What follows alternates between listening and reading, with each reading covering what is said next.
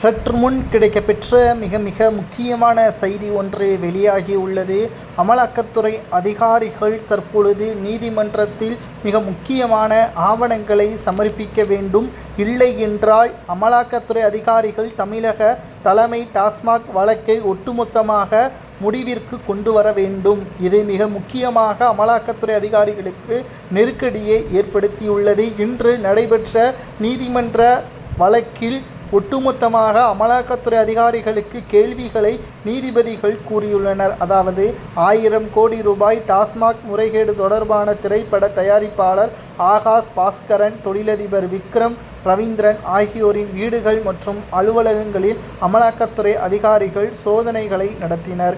சோதனையின் முடிவில் விக்ரம் ரவீந்திரனின் வீடுகள் மற்றும் அலுவலகத்திற்கு சீல் வைத்து அவரது சொத்துக்களையும் தற்காலிகமாக முடக்கியுள்ளனர். இந்த நிலையில்தான் அமலாக்கத்துறை நடவடிக்கைகளுக்கு எதிராக ஆகாஷ் பாஸ்கரன் மற்றும் விக்ரம் ரவீந்திரன் ஆகியோர் சென்னை உயர்நீதிமன்றத்தில் மனு தாக்கல் செய்தனர். இந்த மனுவானது இன்று விசாரணைக்கு வந்துள்ளது. இதில் அமலாக்கத்துறை அதிகாரிகள் கூறியது என்னவென்றால், இவர்களுக்கும் டாஸ்மாக் முறைகேடு சம்பந்தப்பட்ட வழக்கிற்கும் சம்பந்தம் இருக்கிறது. தற்பொழுது உதயநிதி ஸ்டாலின் அவர்கள் மூலமாக பல கோடிகளை இவர்கள் கடந்த 3 ஆண்டுகளாக பெற்றுள்ளனர்கள். அந்த பணத்தை வைத்துதான் தற்பொழுது சினிமாவில் முதலீடு செய்து கருப்பு பணத்தை வெள்ளைப்பணமாக மாற்றி வருவதாகவும் தற்பொழுது நீதிமன்றத்தில் அமலாக்கத்துறை அதிகாரிகள் கூறியுள்ளனர். ஆனால் நீதிமன்றத்திற்கு ஆவணங்கள் தேவை. அது இன்னும் ஒரு வாரத்தில் நீதிமன்றத்தில் சமர்ப்பிக்க உள்ளதாக அமலாக்கத்துறை தரப்பினர்கள் கூறியுள்ளனர். இது நடந்தால் நிச்சயம் மிகப்பெரிய அளவிலான மாற்றம் தமிழகத்தில் நடக்கும். அது மட்டுமல்ல, இந்த இருவரை வைத்து திமுகவில் பல அமைச்சர்களும் அவர்களது பினாமிகள் யார் என்பதையும் அமலாக்கத்துறை அதிகாரிகளால் கண்டுபிடிக்க முடியும்.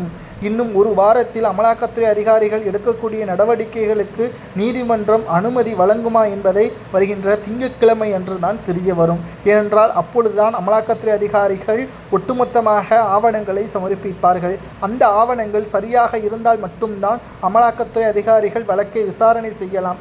இல்லை என்றால் இந்த வழக்கில் இருந்து அனைவரும் தப்பித்து விடுவார்கள். முடக்கப்பட்ட சொத்துக்களும் மீண்டும் அவர்களிடமே ஒப்படைக்கப்படும். பொறுத்திருந்து பார்க்கலாம். நீதிபதிகள் இந்த வழக்கில் ஆவணங்கள் சரிபார்த்து நீதிபதிகள் என்ன கூறலாம், குற்றவாளிகளுக்கு தகுந்த தண்டனை தரலாமா அல்லது அமலாக்கத்துறை அதிகாரிகள் வழக்கு தொடர்ந்தது தவறா என்பதை உங்களது கருத்துக்களை மறக்காம கமெண்ட் வாயிலாக கூறுங்கள்.